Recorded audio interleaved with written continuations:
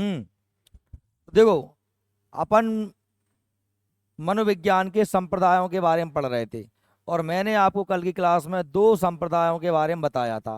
पहला बताया था संरचनावाद और दूसरा बताया था प्रकार्यवाद।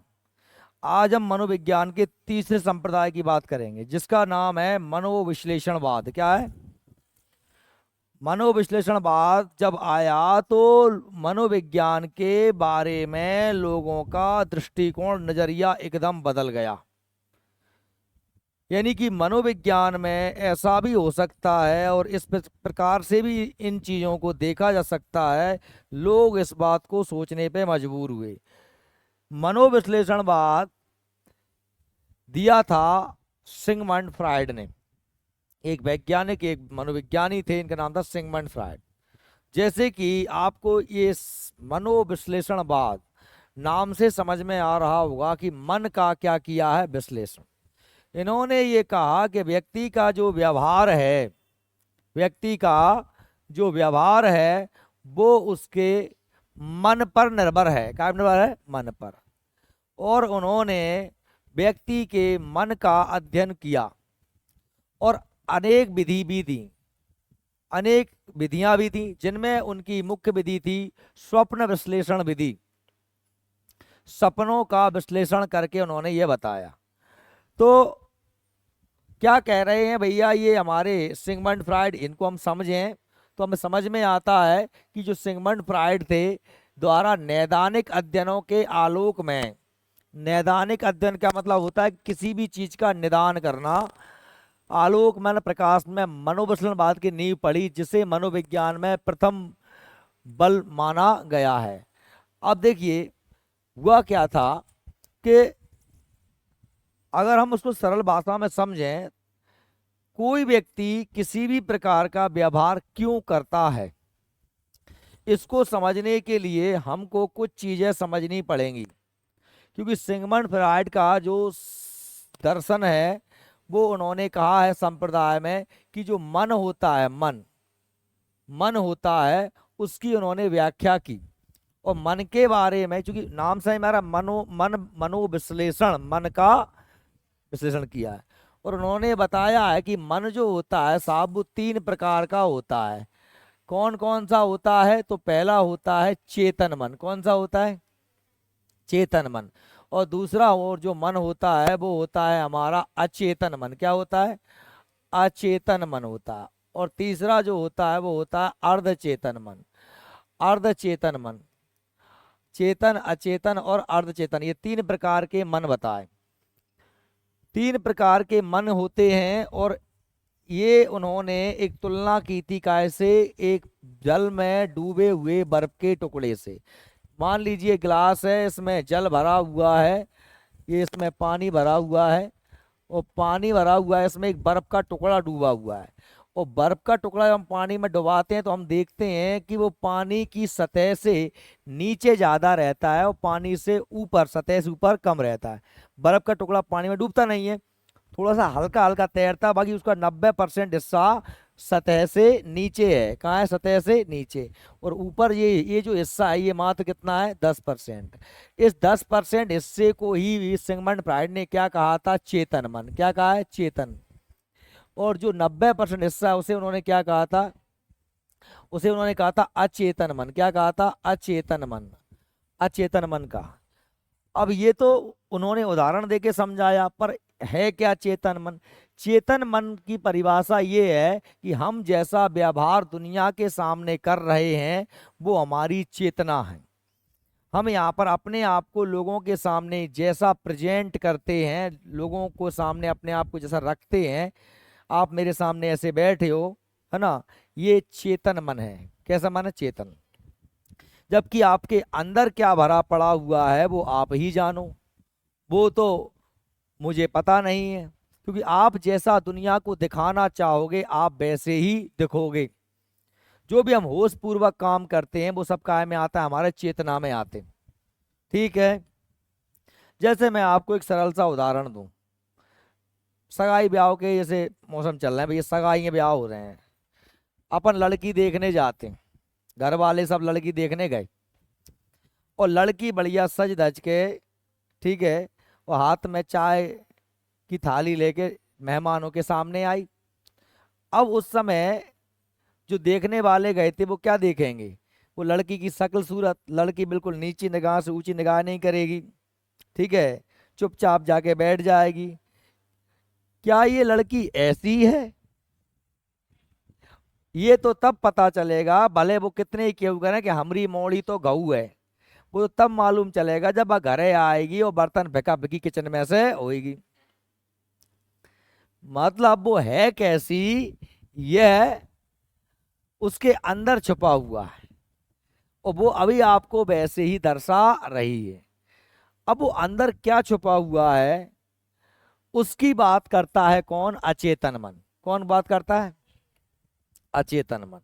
और जो एक जो लेयर टाइप की दिख रही है हमको, ये जो चेतन अचेतन के बीच वाला हिस्सा, ये पतला सी लेयर होती है, ये होती है क्या? ये होती है अर्ध चेतन मन। क्या होता है? अर्ध चेतन मन। हम जो होश में काम कर रहे हैं वो चेतना, और जो हम मदहोशी में कर जाएं वो क्या है? अचेतन। और हम करते करते ही किसी का नाम हमको अच्छी तरीके से याद है और हम उसको अचानक भूल जाएं, हमको आए कि यार ये क्या, ये मुझे पता ही तो था, और उसका क्या नाम है, अच्छा नाम है, एकदम याद से करते हैं, हकला जाते हैं, तो वो कंडीशन कौन सी होती है? अर्धचेतन। सिगमंड फ्रॉइड कहता है कि व्यक्ति का जो व्यवहार होता है उसे कंट्रोल कौन करता है? उसका अचेतन मन। कौन करता है? उसके व्यवहार को कौन तय करता है? अचेतन मन तय करता है। कौन तय करता है? अचेतन मन। अब इसके लिए हम एक उदाहरण से समझते हैं। जैसे मैंने कहा कि आप बाजार गए हो और आपको समोसा खाना है, कचौड़ी खाना है, मिठाई खाना है, आपकी जेब में पैसा नहीं। अब पैसा नहीं है तो तुम या तो, आपका जो अंदर वाली मन है वो क्या कह रहा है कि भाई आप तो बर्फी खाओ सामने, लेकिन होश वाला मन ये कह रहा है कि पैसा तो नहीं है, पर इंद्रियां इच्छा कर रही हैं कि हमको तो खाना ही खाना है। अब वो कहेगा कि चोरी करो, छुपा के खा लो, मांग के खा लो, मन तो यही कहेगा भीतर वाला, उसे तो खाने से मतलब है।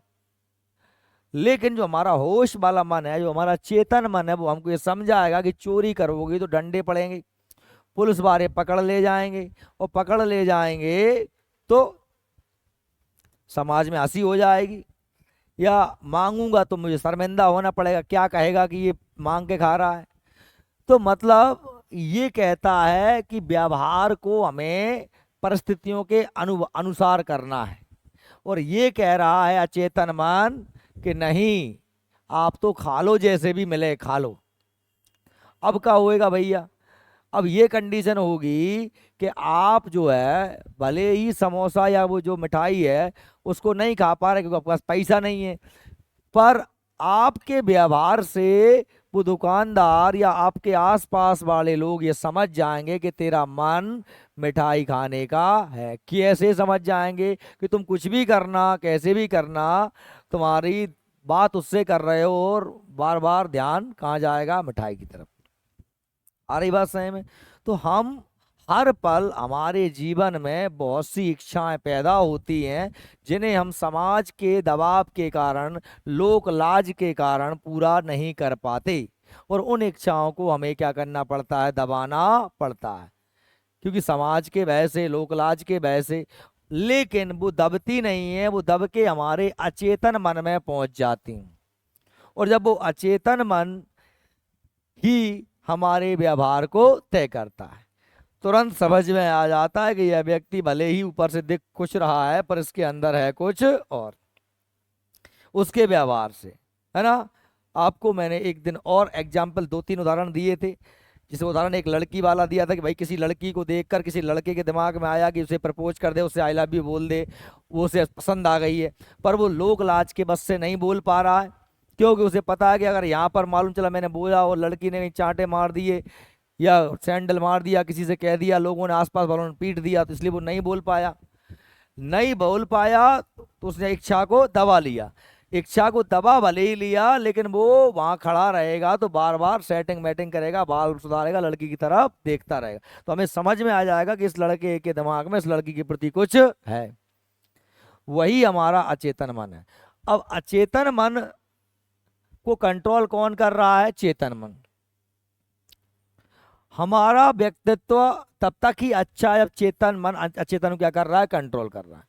कभी कभी ऐसी कंडीशन होती है कि हमारा जो अचेतन मन होता है वो बहुत ज्यादा प्रबल हो जाता है, बहुत ज्यादा हावी हो जाता है, और हमारे चेतन मन को क्या कर देता है, कंट्रोल कर। देखिए, ये कहता है चेतन मन कि हमको नियम कायदे कानून में रहना है, मनुष्यों की तरह। किसकी तरह? मनुष्यों की तरह। और ये बिल्कुल कहता है कि भाई कुछ भी हो जाए, इंद्रियों की इच्छा पूरी होनी चाहिए। खाना है तो खाना है, सोना है तो सोना है। जैसे करियाई दुख रही है, अब यहाँ नहीं सो सकते, क्यों? कि क्लास है, सर क्या कहेंगे, हम लोग क्या कहेंगे, क्लास सोने जगह थोड़ी। इसलिए आप अपनी करियाई दर्द कर रही है, नींद भले ही आए, उसे कंट्रोल करके बैठे हो, मतलब आप चेतना में हो, आप समझ रहे हो ना चीजों को। लेकिन आपके व्यवहार में दिखेगा कि आप ऐसे ऐसे होते रहोगे, मतलब आपको कोई ना कोई दिक्कत है, झलकेगा। तो वो कायम चला गया अचेतन मन में। पर मैं ये कह रहा हूं कि आपका व्यवहार अचेतन मन से तय भले होता रहता है, लेकिन उसको कंट्रोल करता रहता है चेतन मन। कभी कभी ऐसी कंडीशन बन जाती है कि अचेतन मन प्रबल हो जाता है, हावी हो जाता है। और जब हावी हो जाता है चेतन मन, तो आपने देखे होंगे कि लोगों को भूत चैंट जाते हैं।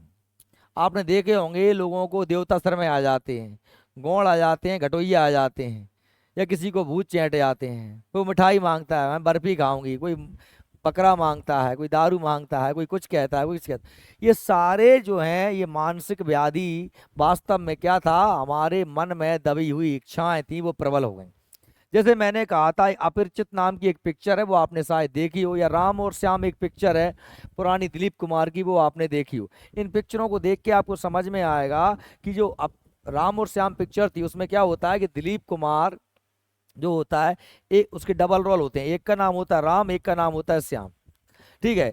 श्याम जो होता है वो अपने जीजा के इधर रहता है, वो इतना ज्यादा डरता है कि जीजा के मारे बिल्कुल भीगी बिल्ली बन के रहता है। जीजा आता है तो वो दुब दुब जाता है, इतना डरता है। तो उसका जब डॉक्टरों ने जांच की तो मालूम चला कि इसके जीजा ने इसको बचपन में बहुत जोर से कूटा था, और तब से इसके मन में क्या बैठ गया, डर बैठ गया। ठीक है। और उसके डर को निकालने के लिए उसे चेतन मन में लाना जरूरी था, उसका अचेतन मन उस पर हावी था। ऐसे ही जो अपरिचित फिल्म है, उसमें एक वो अपरिचित नाम का एक लड़का होता है जो एक लड़की को पसंद करता है, पर वो एक चंपू टाइप का था, ब्राह्मण था, टीका लगाता था। उसके मन में ये डर था कि ये मैं इससे बोलूंगा ये मुझे रिजेक्ट कर देगी, लेकिन उसको मनी मन पसंद तो करता था वो। उस तो क्या होता है कि जब अचानक उसके मन में वो हावी होता है, उसका वो अंदर वाली पर्सनालिटी अचेतन मन, तो वो एक रैम्बो बन जाता है, उसके बाल खुले हो जाते हैं, और फूल मूल और बेल्ट मेल्ट टाई लगा के हीरो बन के पहुंच जाता है लड़की के पास। ऐसे ही वो अपरिचित बन जाता है। उसकी बहन मर गई थी करंट से, अधिकारियों के भ्रष्टाचार की वजह से तार टूट गए थे, किसी ने ठीक नहीं किया। वो छोटे छोटे बच्चे थे, बहन और वो स्कूल जा रहे थे, तो वो रास्ते में मर गई पानी में करंट लग के। तो उसके मन में उन भ्रष्टाचारी अधिकारी कर्मचारियों के प्रति मन में क्या था, रोष था। पर वो कुछ कर तो नहीं बच्चा था, क्या कर पाता। पर जो बड़ा हो जाता उसके वो अच्छी तरह जब उस पर हावी होता है तो वो अपरिचित बन जाता है, और लोगों को शस्त्र के अनुसार गरुड़ पुराण के अनुसार क्या देता, दंड देता है। लोगों को जो है बिच्छुओं से कटवाता है, सांपों से कटवाता है, गरम तेल में पटक देता है, ऐसे वह दंड देता है। आपने शायद देखी हो, और नहीं देखी है तो आप देखना। तो वो हमको समझ में आता है कि सिगमंड फ्राइड जो कह रहा है, यदि किसी व्यक्ति को देवता आ रहे हैं, किसी व्यक्ति को भूत चैंट रहे हैं, तो ये हम ये अच्छी तरीके से समझ जाएं कि इसका जो अचेतन मन है इस पर क्या हो गया है, हावी हो गया है। आ रही बात सही में? यानी कि ये कह रहे हैं कि हमारा जो व्यवहार है अचेतन मन पे, ये इतना डिटेल में इसने अध्ययन किया, किसने, सिगमंड फ्राइड ने। और इसने इसी चेतन अचेतन मन के आधार पर व्यक्ति के व्यक्तित्व के बारे में बताया, पर्सनालिटी के बारे में। और उन्होंने क्या बताई, पर्सनालिटी 3 प्रकार की होती है। कितनी होती है? इदम, इदम होती है, दूसरी होती है अहम, क्या होती है, अहम, और तीसरी होती है परम अहम। क्या होती है? परम अहम। इदम अहम परम अहम।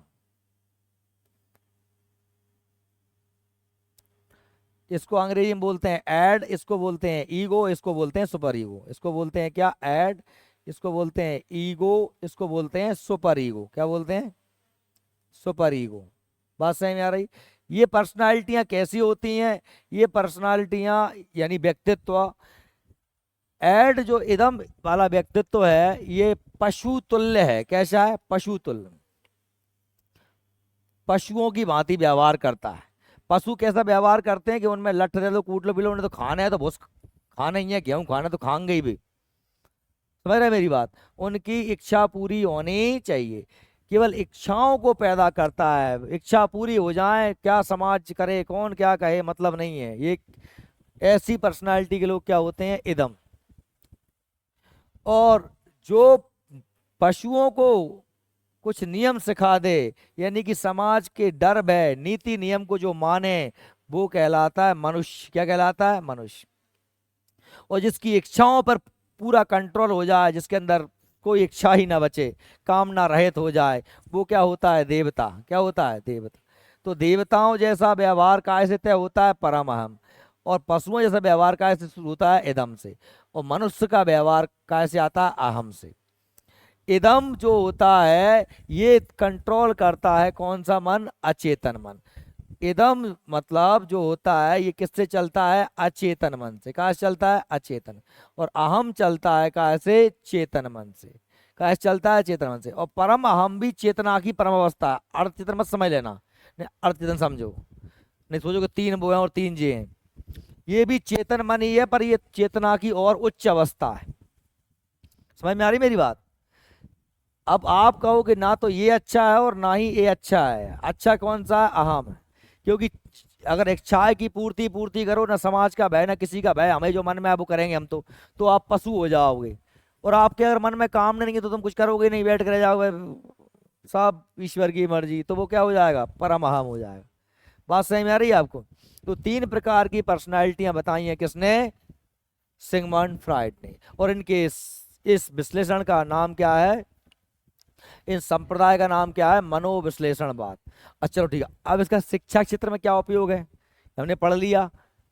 हम कोई बच्चा कोई व्यवहार क्यों कर रहा है, इसको समझने के लिए हम उसके मन का अध्ययन करेंगे। कोई बच्चा बहुत डरपोक है, बहुत डरता है, जरा से में पूरा कब जाता है, तो हम उसका जांच करेंगे कि इसके मन में चल क्या रहा है। और हम जान पाएंगे कि यह डर रहा है बहुत ज्यादा, तो मतलब इसे कोई ना कोई दिक्कत तो है। क्या दिक्कत है, इसको जानने के लिए जब हम जान जाएंगे तो उसके अचेतन मन को पढ़ेंगे। अब उसके अचेतन मन को कैसे पढ़ सकते हैं, इसके लिए सिगमंड फ्राइड ने विधियां दी हैं। स्वप्न विश्लेषण विधि, सपने कैसे आते हैं, सपनों के बारे में रिसर्च करते हैं। जो जैसे जो व्यक्ति दिन भर जैसा सोचता है, जो करता है, उसको वैसे सपने तो आते हैं, है ना। तो ऐसी अलग अलग उसने क्या दी है? विधियां दी हैं। तो देखिए हम इसको पढ़ लेते हैं। क्या कह रहा है भैया? शिक्षा जगत में मनोविश्लेषण का योगदान काफी महत्वपूर्ण है। फ्राइड ने अपने सिद्धांतों में स्थूल आकृति संरचना जैसे कि चेतन अचेतन तथा अर्धचेतन और अचेतन का उल्लेख किया है, जिसके द्वारा बच्चों के व्यवहार को समझने में काफी मदद मिलती है। संरचनात्मक गत्यात्मक मॉडल, संरचनात्मक गत्यात्मक मॉडल मतलब उनके व्यक्तित्व के बारे में, निर्माण कैसे पर्सनालिटी का, संरचना, और वो कोई क्रिया करता है तो क्यों करता है। गत्यात्मक का मतलब होता है क्रिया करना, एक्टिव होना, और संरचना का मतलब होता है बनावट होना। तो वही संरचना या उसका जो व्यक्तित्व बना है, या वो कोई काम कर रहा है तो क्यों करता है, तो वो निर्भर करता है काय पर? उसके व्यक्तित्व पर। उसका व्यक्तित्व कैसा है? ऐड है कि ईगो है, या फिर सुपर ईगो है। इदम अहम परम अहम, ठीक है। ऐड भी, ऐड मतलब पशु तुल्य, इच्छाओं की पूर्ति मात्र। ईगो माने समझ के होश में काम करना। सुपर ईगो माने कामनाओं की वृत्ति के द्वारा बच्चों के व्यक्तित्व को समझने में काफी मदद मिलती है। इसके अलावा वह अहम रक्षात्मक प्रक्रम दुश्चिंत संप्रत्यय द्वारा बच्चों के व्यवहार को समझने में भी काफी मदद मिलती है। दुश्चिंत प्रत्यय मतलब संप्रत्यय का मतलब होता है धारणा है, कॉन्सेप्ट। किसी चीज के बारे में हमने कुछ पहले से ही क्या बना रखी है? कोई धारणा बना रखी है कि वो ऐसा है। जैसे आपने कृष्णवीर सर के पास पढ़ने से पहले ये दिमाग में रख लिया कि यार वो तो बहुत बेकार आदमी है, बहुत बहुत मार देता है, लठ मार देता है, तो मैं भूत टाइप का है, ऐसा कुछ सोच क्या है वो। एक धारणा पहले ले कि यहाँ आके बैठोगे तो मालूम चलेगा कि भाई कौन क्या है, कि धारणा बदल सकती है। लेकिन जब तक आप मेरे से नहीं मिलता तक आप मेरे साथ मिलोगे भी तो वैसा ही व्यवहार करोगे जैसे कि आपकी क्या है? संप्रत्यय, आपकी मेरे प्रति क्या है? धारणा, या आपके क्या है? पूर्वाग्रह है। क्या है? पूर्वाग्रह मतलब आप पहले से ऐसा सोचते हैं मेरे बारे में। तो देखिए बच्चों के मनोवैभव समझने में मदद मिलती है। फ्रायड ने मनोलैंगिक विकास के 5 अवस्थाओं की व्याख्या की, जिस माध्यम से बच्चों के व्यक्तित्व के विकास की व्याख्या करने में मदद मिलती है। इन 5 इनके जो अलग अलग इन्होंने अवस्थाएं बताई हैं, इनको आगे हम पढ़ेंगे। इन्हीं के सिद्धांतों के फलस्वरूप बच्चों के अंदर प्रत्येक अवस्था में उत्पन्न होने वाली अनुभूति, वो क्या अनुभव करता है, शील गुण मतलब उसके कौन कौन से गुण हैं का अध्ययन भी हम कर सकते हैं। इसके बाद अगला हमारा बात कौन सा आता है, गेस्टाल्टवाद।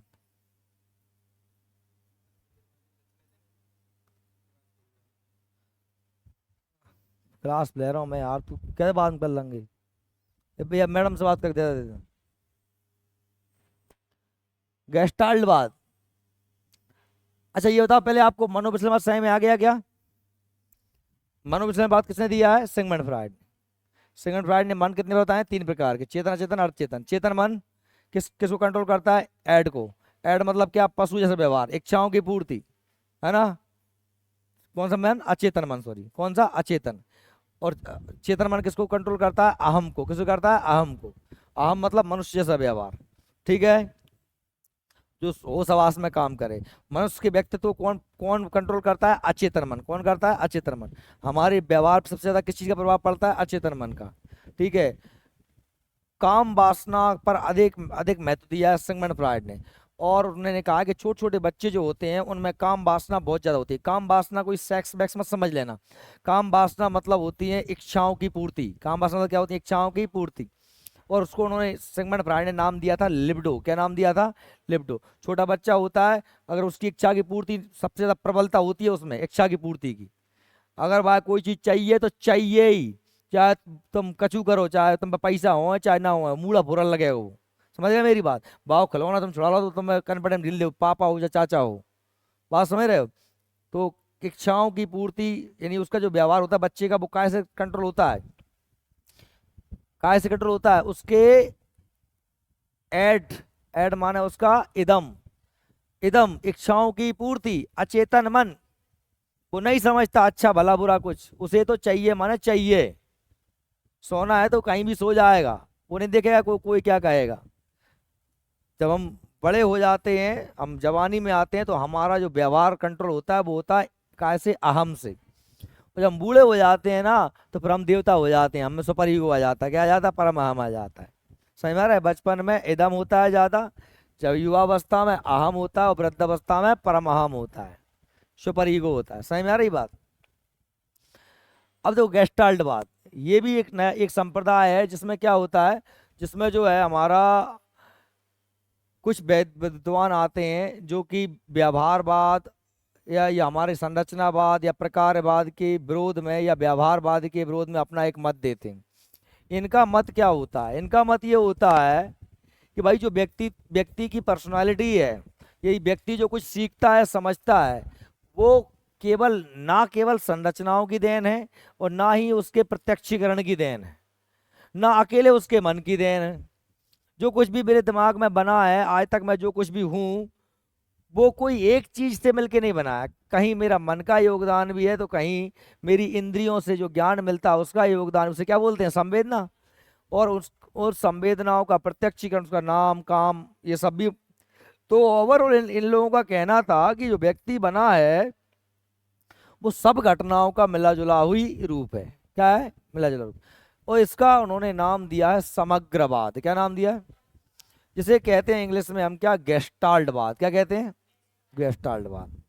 गेस्टाल्ट एक अंग्रेज जर्मनी का शब्द है, इसका अर्थ होता है समग्र। क्या होता है? समग्र। सही में आ रही मेरी बात? यानी कि व्यक्ति, कोई बच्चा जो होता है, वो चीजों को टुकड़ों में नहीं पढ़ता, न टुकड़ों में सीखता। हम जब भी कोई चीज सीखते हैं या देखते हैं, तो उसे हम सबसे पहले पूरा का पूरा देखते हैं। जैसे मैं आपको एक एग्जाम्पल दूं, क्या अगर मैंने मेरे सामने कोई गाय खड़ी है, तो मैं क्या अकेला ये कहूंगा कि सींग खड़ा है, या उसकी पूंछ है लटकी हुई है, या थन है, या पैर है? ये कहूंगा कि पहले? नहीं, सबसे पहले मैं कहूंगा कि ये पूरी एक गाय है। गाय के 2 सींग होते हैं, गाय के 2 आंखें होती हैं। बात समझ में आ रही मेरी? गाय के 1 पूंछ होती है, गाय के 4 पैर होते हैं। तो ये क्या बतला रहा है कि हम देख रहे हैं पूर्ण को, और पूर्ण से चल रहे हैं हम किसकी ओर, अंश की ओर। काय की ओर चल रहे हैं? तो एक शिक्षण सूत्र तैयार होता है पूर्ण से अंश की ओर। बात समझ में आ रही मेरी बात? तो भाई हम ये कह रहे हैं कि समस्या को पहले पूरा का पूरा देखा जाता है, फिर उसके टुकड़े टुकड़े करके उसका अध्ययन किया जाता है। इसलिए हमारी जो पर्सनालिटी है उसको हम टुकड़ों में ना देखें, हमारा जो व्यक्तित्व है उसके टुकड़ों में ना देखें कि मन अलग चीज है, चेतना अलग चीज है, या बुद्धि अलग चीज है, ऐसा करके ना देखें। आप कंप्लीट पर्सनालिटी को देखें और फिर आप उसमें अलग अलग चीजों का अध्ययन कर सकते हैं। यानी हम सबसे मिल करके ही तो बने हैं, यही है समग्रवाद। ये किसने दिया है? ये मैक्स वर्दिमर नाम के व्यक्ति ने, कोट लेविन, कोट कोप्पा और एक कोहलर नाम के व्यक्ति ने, यह जो है 3-4 लोगों का नाम इसमें आता है। कौन कौन है? Max Wertheimer, Kurt Lewin, Kurt Koffka. Lewin Koffka दोनों में कोट लगा दो, कोट लेविन कोट कोप्पा। और एक है कोहलर। क्या है? कोहलर। ठीक है, ये नाम याद कर लेना भैया आप लोग। चलिए मैं बताता हूं आपको क्या है भैया, कि मैक्स वर्दाइमर द्वारा 1912 में गेस्टाल्ट स्कूल की स्थापना की। स्कूल का मतलब होता है संप्रदाय। इस संप्रदाय के विकास में किस किस का योगदान रहा है? कॉलर का, कोप्पा का और कुट लेविन का नाम भी आता है। इन स्कूल के में व्यवहार में संपूर्णता के अध्ययन पर काफी बल डाला। काय के अध्ययन पर? क्योंकि इसका नाम ही क्या है? समग्रवाद। क्या नाम है इसका हिंदी में? समग्रवाद। अंग्रेजी में क्या बोल रहे हैं इसे? गेस्टाल्ट। और गेस्टाल्ट जर्मन भाषा का शब्द है। किस भाषा का? जर्मन। जिसका अर्थ ही होता है क्या? समग्र। क्या होता है? समग्र, संपूर्ण, एज अ होल। ठीक है। प्रत्यक्षण, अधिगम, चिंतन, स्मृति के क्षेत्र में काफी अध्ययन किया। काय का क्षेत्र में? प्रत्यक्षण। प्रत्यक्षण तुम जानते ही हो, जो सामने रखा है उसको देखा, उसका क्या नाम है, क्या काम है, क्या व्याख्या, क्या अर्थ है। और अधिगम माने क्या होता है? सीखना। चिंतन माने होता है सोचना। स्मृति मतलब होता है याद करना। अध्ययन जो आज शिक्षा जगत में समृद्ध करने में बहुत ज्यादा सहायक हुआ। कोहलर और कोप्पा ने सीखने के लिए सूझ के सिद्धांत की व्याख्या की। सूझ का सिद्धांत क्या है? सूझ का सिद्धांत ये है कि कोहलर का ऐसा कहना था कि भैया आदमी कुछ सीखने कैसे सीखता है, तो भाई कुछ चीजें जो होती हैं हम सिखाने से सीखते हैं, कुछ चीजें ऐसी होती हैं जो हम नकल से सीखते हैं, पर कभी कभी कैसा होता है कि हम कुछ चीजें अपने आप ही सीख जाते हैं। परिस्थिति जैसी आपके सामने आ जाए, जैसे मैं आपसे कहूं कि आप एक कमरे में बैठे हो और आपका चलते चलते पंखा हो गया बंद। अब आपके पास मदद करने वाला कोई है नहीं, और आप कोई इलेक्ट्रिशियन, आप इलेक्ट्रिशियन तो है नहीं, आपने कहीं कोई डिग्री तो करी नहीं थी, या आपने कभी लाइट के बारे में सुना भी नहीं था, पढ़ा भी नहीं था, सीखा भी नहीं था, किसी ने सिखाया भी नहीं था। लेकिन अब आपकी ऐसी आवश्यकता हो गई है कि गर्मी लग रही है बहरा के और पंखा हो गया है बंद। अब या दो ही ऑप्शन है, या तो गर्मी मरते रहो या फिर आप उठो और कुछ करो। तो फिर ऐसी कंडीशन में आदमी अपने दिमाग की घोड़े को दौड़ाता है। उठेगा, बोर्ड को देखेगा, पंखा को हिलाएगा, उसे लगेगा कुछ तार मार कुछ सही में आ जाए, वो तार निकाल के सीधा प्लग को तोड़ के काड़ी लगा के पंखा को आखिर चालू कर लेगा। मतलब क्या है कि आपने अपने दिमाग के आइडिया से पंखे को चालू करना सीख लिया। ये आपको किसी ने सिखाया नहीं है, ये आपने किसी की नकल नहीं की है, ये आपकी सूझ थी। क्या थी? सूझ। सूझ मतलब कपड़ा सी भाई सूझ में समझ ली हो। सूझ मतलब समझ रहे हो ना? सूझ अंतर्दृष्टि बोलते हैं। आह मूवमेंट, आइडिया, आइडिया था आपके दिमाग का। क्या हुआ था, कॉयलर ने एक बंदर पे, एक चंपैंजी पे प्रयोग किया था। एक सुल्तान नाम के चंपैंजी को कॉयलर ने एक पिंजरे में क्या कर दिया था? बंद कर दिया था। और पिंजरे की छत पे उन्होंने केला लटका दिए थे। क्या लटका दिए थे? केला। और जो केला है उन्हें जान दो, बेचारी बैठी वैसे ही, परेशान मत हो। क्या हुआ था कि पिंजरे के छत पर उन्होंने लटका दिए थे क्या, केले। और केले तक वो चिंपैंजी पहुंच नहीं सकता था, उसके हाथ नहीं पहुंच सकते थे, ठीक है। लेकिन उसी पिंजरे में एक डब्बा और एक डंडा उसने डाल दिया था। पहले तो चिंपैंजी ने बहुत प्रयास किया उचक उचक के केलों को तोड़ने की, पर आखिरकार वो नहीं तोड़ पाया, और नहीं तोड़ पाया तो बैठ गया। पर अचानक ही उसके दिमाग में आइडिया आता है कि वो जो डिब्बा साइड में रखा हुआ था, उस डिब्बे को लेके आता है खींच के बीच में केलों के नीचे, और उस डिब्बे पे चढ़ के फिर केलों को तोड़ने का प्रयास करता है, लेकिन वो फिर भी नहीं तोड़ पाता। फिर थोड़ी देर बाद उसके दिमाग में आइडिया आता है कि वो डंडा पड़ा था उसको उठा लाता है, वो डब्बे पे चलता है और डंडे से केले को तोड़ लेता है। मतलब क्या है कि चिंपैंजी ने केले को तोड़ना सीखा, उसे किसी ने सिखाया नहीं, ना उसी ने किसी का ऐसा देखा, पर उसने केले तोड़ के खा लिए। बताओ ये कैसे सीखा चिंपैंजी? उसके दिमाग में क्या आया, आइडिया। हालांकि मनुष्य की अपेक्षा उसका दिमाग बहुत कम चलता है, इंटेलिजेंस उसमें इतनी होती नहीं, फिर भी को वो सीखा तो कैसे सीखा, सूझ से सीखा।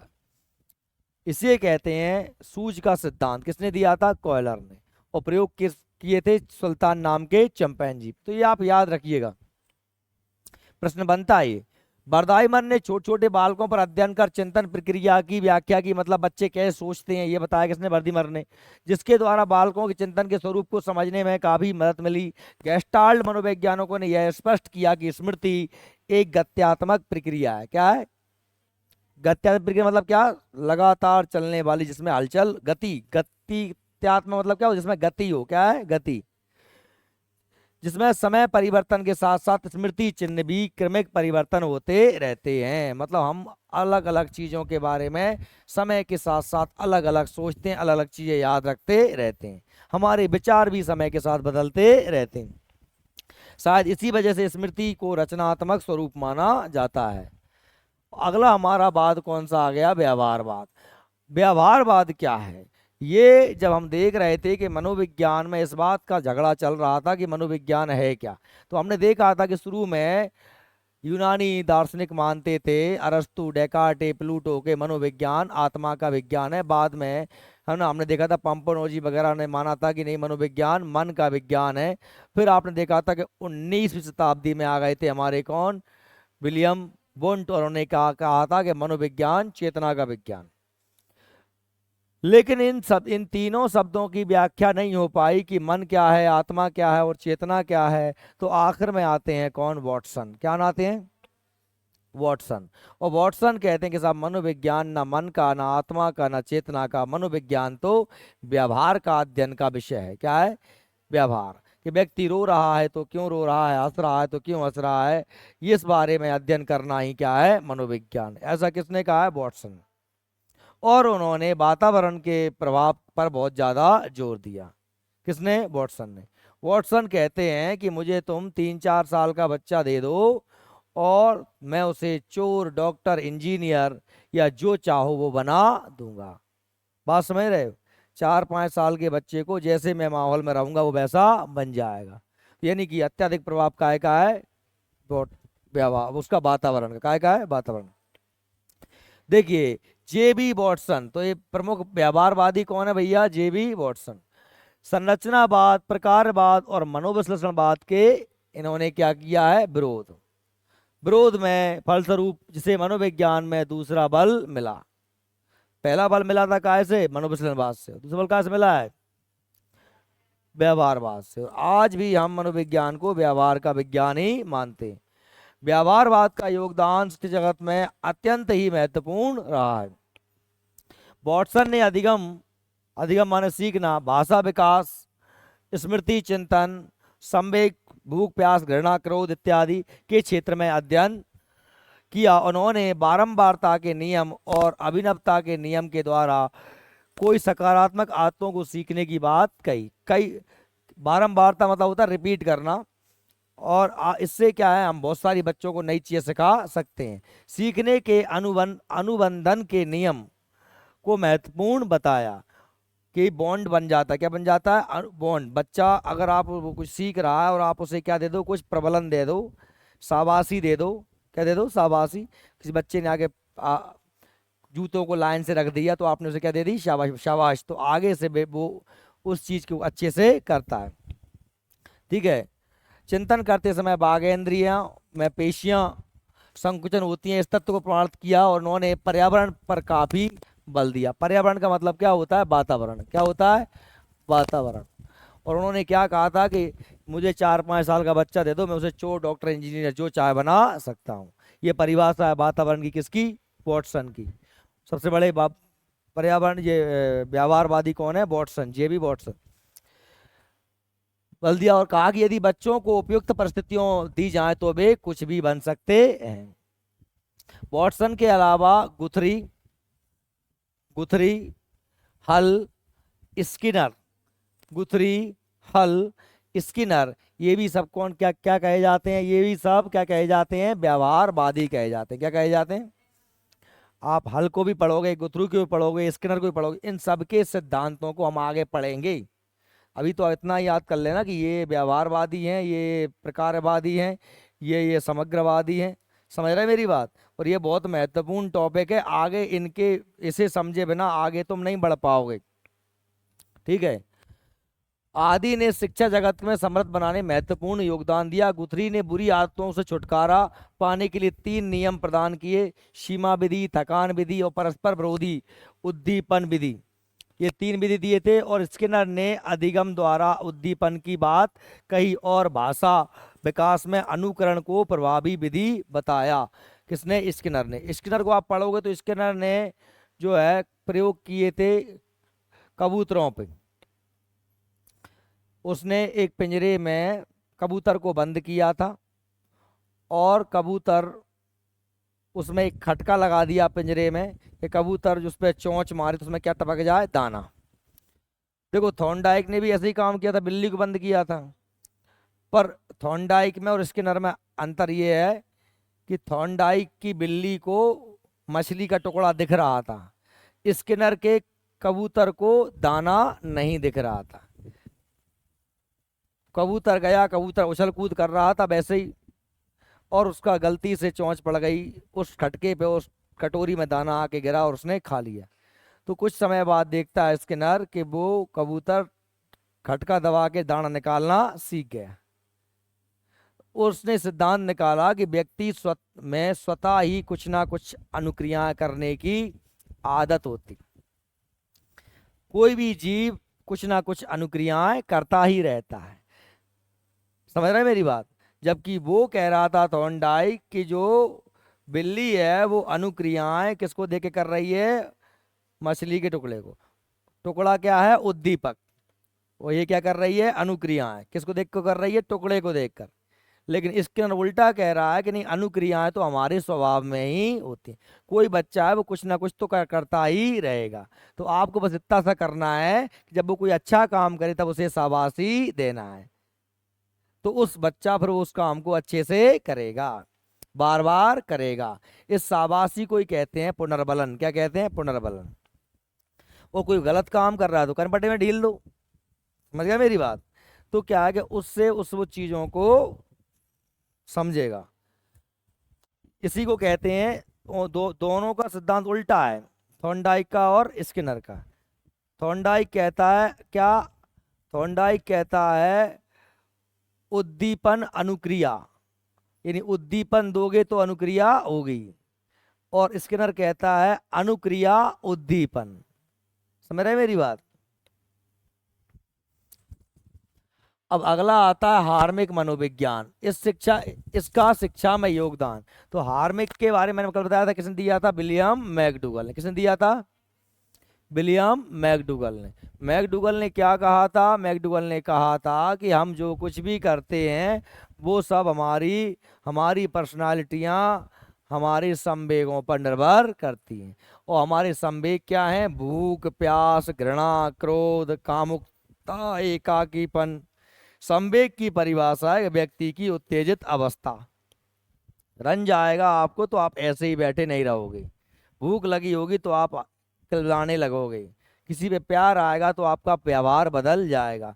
जब भी हमारे अंदर ये संवेग पैदा होते हैं तो हमारे व्यवहार में परिवर्तन हो जाता है। ठीक है। इन संवेगों में जो हम व्यवहार में जो तीव्रता आती है उसे क्या कहते हैं? संवेग कहते हैं। जब भी कोई संवेग आता है तो हम हर संवेग से संबंधित क्या होती है? मूल प्रवृत्ति। जैसे कि आपको डर लगा, डर नाम का संवेग आएगा तो आप, सांप आगे निकल गया तो आप यहां से तुरंत ही भाग जाओगे। तो डर का मूल प्रवृत्ति क्या है? पलायन, भागना। भूख लगी है तो तुम भोजन खोजोगे, भोजन अन्वेषण, भूख की क्या है? मूल प्रवृत्ति। अगर आप बोर हो रहे हो, आपको आप एकाकीपन लग रहा है तो आप समूह की ओर जाओगे। आ रही बात समझ में? अगर आपको क्रोध आ गया तो आप युद्ध लड़ने के लिए तैयार हो जाओगे, योत्सा। तो हर संवेग के साथ में क्या जुड़ी होती है? एक उसकी मूल प्रवृत्ति। क्या जुड़ी होती है? मूल प्रवृत्ति। और व्यक्ति की जो पर्सनालिटी होती है वो काय से बनी होती है? मूल प्रवृत्ति से। ऐसा कौन कह रहा है? William McDougall. और विलियम मैकडूगल की किताब का नाम है आउटलाइन साइकोलॉजी। क्या नाम है? Outline psychology. देखिए, विलियम मैकडूगल ने हार्मिक मनोविज्ञान की स्थापना की। तो ये इंपॉर्टेंट है, याद रखिएगा। मनोविज्ञान के इस स्कूल का मुख्य विचार था उद्देश्यपूर्ण व्यवहार स्वतः ही उत्पन्न होता है। स्वतः मतलब कैसे होता है? संवेगों से होता है। और उद्देश्यपूर्ण व्यवहार करने के लिए मनुष्य के अंदर एक अंतः शक्ति होती है, जिसे क्या कहा गया है? मूल प्रवृत्ति। क्या कहा गया है? देखो, संवेग क्या है? संवेग क्या है? व्यवहार की उत्तेजना। और जब वो रूपांतरित हो जाए तो क्या कहलाएगी? मूल प्रवृत्ति। जब तक अंदर है तो क्या है? विचार हैं। मुंह तो गुस्सा आ रही है, मैं तेरे बारे में कुछ सोचता हूँ, ये मेरे विचार हैं। जब वो प्रकट हो जाएंगे तो क्या हो जाएगा? संवेग। ये संवेग। और गाल में परल लगे तो हो गई मूल प्रवृत्ति। समझ में आ गई मेरी बात? मैकडूगल ने 7 तरह की मूल प्रवृत्ति बताई को पहचाना पहले, लेकिन बाद में बताई 14 प्रकार की। कितनी? बाद में 7 और बताई, तो टोटल कितनी बताई? 14। और प्रत्येक मूल प्रवृत्ति के साथ एक संवेग की व्याख्या की, जैसे कि अस्वीकृति के साथ साथ विरक्ति। अगर तुम्हें कोई चीज नहीं चाहिए तो तुम उससे उससे क्या हो जाओगे? दूर हो जाओगे। विरक्ति माने दूर हो जाना। लड़ाई के साथ साथ क्या है? क्रोध। गुस्सा आएगा तो तुम लड़ाई करोगे, डर लगेगा तो भाग जाओगे। समझ रहे मेरी बात? डरना और संवेग है, भागना मूल प्रवृत्ति। क्रोध संवेग है और लड़ना मूल प्रवृत्ति। विरक्त, अस्वीकृति, नहीं चाहिए तो क्या हो जाओगे? विरक्त हो जाओगे। आत्मदृढ़ कथन के साथ उल्लास, उत्सुकता के साथ में अचरज, मातृत्व पितृत्व के साथ में नरम संवेग, आत्म अपमान के साथ में नकारात्मक, आत्म भाव तथा उन्नति के साथ डर। ये अलग अलग चीजें हैं, एक पूरा चार्ट दिया हुआ है, हम इसमें पढ़ेंगे 14 संवेग और उनकी मूल प्रवृत्तियां। इस तरह बालकों में मूल प्रवृत्ति व्यवहारों को समझने में काफी सहायता मिलती है। यानी काय से? मूल प्रवृत्ति से हम व्यक्ति के व्यवहार को समझ सकते हैं। और जब व्यवहार समझ गए तो फिर जब आपने व्यवहार को समझ गए तो फिर व्यवहार को तुम बदल भी सकते हो। व्यवहार को बदलना मतलब शिक्षा, और व्यवहार को समझना मतलब क्या? मनोविज्ञान। समझ रहे मेरी बात? इसके लिए उन्होंने समूह मस्तिष्क की व्याख्या की। समूह मस्तिष्क का अर्थ व्यक्ति अपनी व्यक्तित्व को त्यागने से है और समूह को स्वीकारने की प्रवृत्ति से। मतलब खुद की पर्सनालिटी को छोड़ करके जिस माहौल में रह रहा उसको स्वीकार करना। इसमें व्यक्ति समूह की बात को मानता है, अपना जो ग्रुप है, जो दोस्त हैं, उनको मानता है, खुद का दिमाग से काम नहीं करता, और ना किसी व्यक्ति विशेष की। इस तरह हार्मिक मनोविज्ञान का योगदान भी शिक्षा मनोविज्ञान में बहुत हद तक है। ठीक है। अगला कौन सा आता है? हमारा मानवतावादी। बताया था मैंने, आपने किसने दिया था? अब्राहम मास्लो ने। किसने दिया था? और ये क्या कहते हैं? मांग का सिद्धांत कहते हैं। व्यक्ति जो कुछ भी काम करता है, व्यवहार करता है, वो उसकी मांग है। उसने 5 प्रकार की मांगें बताई थी। सबसे पहले शारीरिक मांग है। सबसे पहले जो भी काम करते हैं हम काय के लिए करते हैं? भोजन के लिए, रोटी, कपड़ा, मकान, ये सब चीज़ें हमारी आवश्यकता है ना। शारीरिक मांग है, यानी क्या कहते हैं? शारीरिक मांग है। सो नींद आ रही है, पहाड़ में जहाँ सारे काम, पहले रोटी खा लो, है ना। आदमी पहले इन भूखे भजन न होए गोपाला, जा दरिया तेरी कंठी माला। तो आदमी सबसे पहले वो काम करता है शरीर वाले, शरीर के लिए काम, तो क्या कहलाता है? शारीरिक मांग। ठीक है। हमने इसमें मैंने आपको बताया था कि इस तरीके से एक त्रिभुज बनाया था कि अब्राहम मास्लो ने जो मानवतावाद सिद्धांत दिया है उसमें उन्होंने 5 प्रकार की मांगों का वर्णन किया, 1 2 3 4 5। जो पहली मांग थी उनकी वो क्या थी? शारीरिक मांग। क्या थी? शारीरिक मांग। शारीरिक मांग में क्या आ सकता है आपकी? जैसे कि भूख है, जैसे कि प्यास है ना? भूख है, प्यास है, नींद है, ये सब क्या है आपकी शारीरिक मांग। ये सबसे पहले व्यक्ति इन चीजों को ही पूरा करेगा। जब ये इनसे आपको भोजन है मिल गया, कपड़े मिल गए आपको, आपने अच्छे सो लिया, तभी फिर कुछ और आप सोचोगे। फिर हम क्या मांगते हैं? फिर हम मांगते हैं काय की मांग? सुरक्षा की मांग। फिर हमारे लिए घर चाहिए, सर्दी गर्मी से रक्षा चाहिए, वर्षा से रक्षा चाहिए, है ना? देश की सुरक्षा के लिए सेना चाहिए। मतलब हम फिर कैसे व्यवहार करते हैं कि पहले पेट भर गया, हम शरीर सुरक्षित है, तो फिर हम शरीर की आवश्यकता हो गई पूरी, फिर हम काय की बात करते हैं? सुरक्षा की बात करते हैं कि हमारा शरीर की आवश्यकता की पूर्ति होगी, अब शरीर कैसा होना चाहिए? सुरक्षित होना चाहिए। और शरीर सुरक्षित है तो फिर आपको किसका याद आएगा? समाज का। माता पिता भाई बहन, उनके लिए काम करोगे, उनकी सोचोगे। आपको अपने समाज की आवश्यकता होती है। जब समाज की आवश्यकता पूरी हो जाती है तो फिर आप चाहते हैं कि आपकी समाज आपको क्या दे? आपकी समाज आपको सम्मान दे। क्या दे? समाज में आपका सम्मान हो। तब, है ना, शरीर हो गया, रोटी कपड़ा मकान सब मिल गए, सुरक्षा, मकान मकान पैसे धन दौलत आ गया, है ना? समाज में आपका नाम भी हो गया और समाज आपको सम्मान भी दे रही है। तो फिर आप अंत में समझते हो कि सब चीजें फालतू यहीं रह जाएंगी, तो आपको फिर अंत में होती है क्या? आत्म अनुभूति। क्या होती है?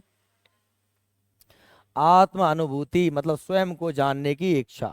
ये इस तरीके से व्यक्ति के ग्राफ, जीवन में सीखने का ग्राफ या पर्सनालिटी में परिवर्तन होता है। हर समय अलग अलग मांग होती है। आप देखोगे तो बाल्यावस्था में यही मांग होती है हमारी। बच्चे होते हैं तब हमें मतलब नहीं दुनिया से, मेरे पास खा भी मिल जाए, सो भी मिल जाए, ठीक है। हम थोड़े से जब बड़े होते हैं, हम किशोर अवस्था में आते हैं तो हमें चिंता होने लगती है अपने काय की, अपनी चिंता होने लगती है हमारे करियर की। हाँ, सुरक्षित रहेंगे ना तो गाड़ी, घर, कैरियर, है ना? जीवन में क्या करेंगे? तो सुरक्षा की मांग। जब आप थोड़े और बड़े होते हो, जब आपके पास आपका कैरियर फिक्स हो जाता है, तो फिर आपको पत्नी, बच्चे, माँ बाप, परिवार, रिश्तेदार, समाज आता है। तो आप अच्छे से काम करना चाहोगे फिर सबके सामने, नौकरी में, कंपनी में, क्योंकि आप चाहते हो कि आपको क्या मिले? सम्मान मिले। तो सब मिल जाता है तो फिर अंत में क्या चाहता है आदमी? आत्मानुभूति। तो व्यक्ति इस तरीके से व्यवहार करता है। ये कौन कह रहे हैं? Abraham Maslow. सिद्धांत का नाम क्या है? मानवतावाद। क्या नाम है? मानवता। समझ में आ रही बात को? ठीक है। तो देखिए भैया, मनोविश्लेषणवाद और व्यवहारवाद के विरोध के फलस्वरूप अब्राहम मैस्लो ने एक अलग ही संप्रदाय की स्थापना की, जिसे क्या कहते हैं? मानवतावादी मनोविज्ञान कहते हैं। इस मनोविज्ञान में तृतीय बल के रूप में स्वीकार किया गया। उन्होंने अपने सिद्धांत में प्राणी के अनूठापन पर विशेष बल दिया, प्राणी में मूल्यों के महत्व पर, व्यक्तिगत वर्धन और आत्मनिर्देशन की क्षमता पर सर्वाधिक बल बल डाला। इस बल के कारण ही प्राणी की संपूर्ण विकास उसके भीतर ही संगठित है। मतलब कहने का मतलब यह है कि आत्मनिर्देशन की क्षमता मतलब वो खुद ही अपने अंदर से उसमें चीजें आती हैं, समय के हिसाब से बदलता जाता है, मांग जैसी होती है वैसा काम करता जाता है। मैस्लो ने व्यक्तिगत व अभिप्रेरण के पदानुक्रमिक मॉडल की व्याख्या की। व्यक्तिगत या अभिप्रेरण के पदानुक्रम मतलब स्टेप बाय स्टेप, पद के अनुक्रम में का व्याख्या कर बच्चों की आवश्यकताओं को समझने की मूलभूत आधार प्रदान किया। जैसी आवश्यकता कह दूं या मांग का सिद्धांत कह दूं, मांग के आधार पर ही कर रहा है ना। आवश्यकता है, काय की आवश्यकता है? शरीर की आवश्यकता है। फिर हमने कहा साहब शरीर के बाद में सुरक्षा की आवश्यकता है। तो व्यक्ति क्यों व्यवहार कैसा कर रहा है, व्यक्ति आत्म सिद्धि का विकास किस प्रकार होता है, इसकी व्याख्या प्रस्तुत की। और रोजर्स ने वास्तविक आत्मन तथा आदर्श आत्मन नामक संप्रत्यय की व्याख्या की, जो बालकों के आत्मन को समझने का आधार प्रदान किया है।